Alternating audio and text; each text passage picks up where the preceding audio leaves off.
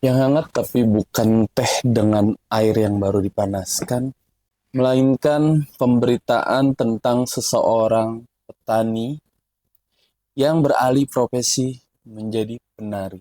Ya, yaitu Gunawan alias Satbor yang saat ini lagi banyak diperbincangkan oleh halayak. Satbor mungkin bisa dikatakan cukup berhasil dalam menggunakan media sosial atau TikTok-nya.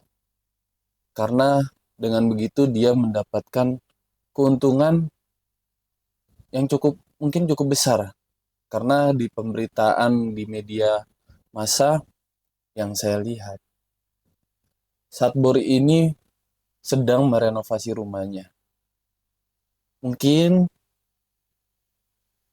akhirnya yang lain pun melihat keberhasilan Satbor, akhirnya mengikuti jejaknya. Satbor yang berasal dari Kampung Babakan Baru, Desa Bojong Kembar, Kecamatan Cikembar, Kabupaten Sukabumi, Jawa Barat. Tapi hal ini juga dikhawatirkan dalam masa depan sektor pertanian di Indonesia karena berdasarkan data dari Badan Pusat Statistik atau BPS, tiap tahunnya pekerja atau sektor pertanian ini terus mengalami penurunan. Terdapat sebanyak 135,3 juta penduduk yang bekerja, tetapi yang dalam sektor pertanian hanya 29,96% saja. Kini juga hanya ada 3,95 juta petani muda yang termasuk generasi milenial atau 21,9% dari total petani di Indonesia. Ya, beginilah kenyataannya. Saya Muhammad Fakih dengan NIM 1221 06073, tugas ujian tengah semester perilaku konsumen dengan dosen pengampu Mas Faris Budiman.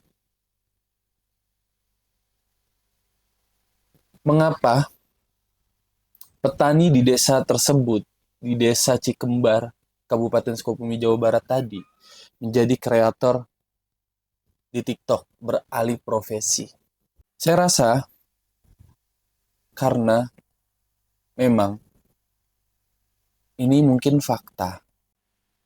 Tadi di awal sudah saya sampaikan keberhasilan Satbor atau Gunawan ini sudah berhasil merenovasi rumahnya, bahkan dia juga sedang membangun rumah yang baru.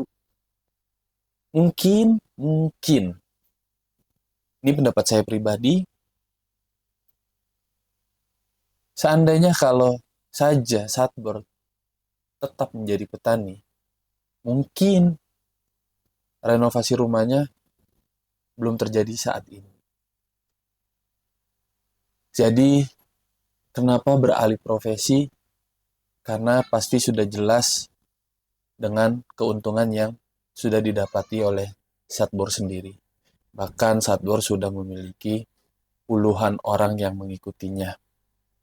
Atau dalam kontennya itu disebut sebagai karyawan Satbor. Wow, luar biasa. Lalu apakah profesi tersebut dapat bertahan dalam jangka panjang?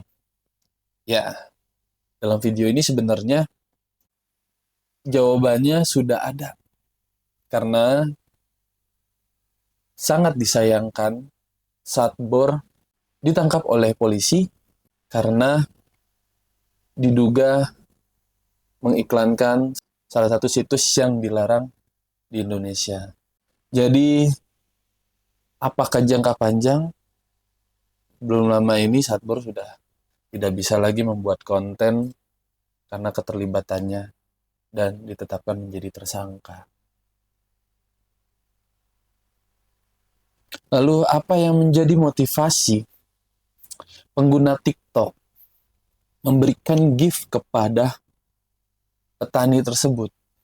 Pendapat saya pribadi, terkadang orang yang memang sama-sama menggeluti konten kreator, mereka mempunyai empati lebih untuk mendukung setiap kreator-kreator baru untuk terus berkembang dan terus berkembang. Mungkin itu salah satunya, dan alasan lainnya adalah mungkin orang melihatnya Satboard dan kawan-kawan ini unik. Sebenarnya sebelum Satboard ini ada juga bisa dikatakan fenomena di TikTok juga, yaitu mandi lumpur. Jadi menurut saya ini konteksnya hampir sama. Mungkin orang juga sudah bosan dengan konten-konten yang terkonsep, yang lain sebagainya gitu. Orang butuh hiburan yang memang lelucon, konyol, dan lain sebagainya. Jadi ada alasan setiap pengguna TikTok untuk memberikan gift kepada konten kreator yang mereka lihat. Lalu bagaimana pandangan saya terhadap minat pemuda di Indonesia terhadap industri pertanian? Jadi menurut saya generasi milenial berdasarkan data juga yang terhimpun di Badan Pusat Statistik bahwa memang ada penurunan dalam industri pertanian, apalagi di generasi milenial saat ini.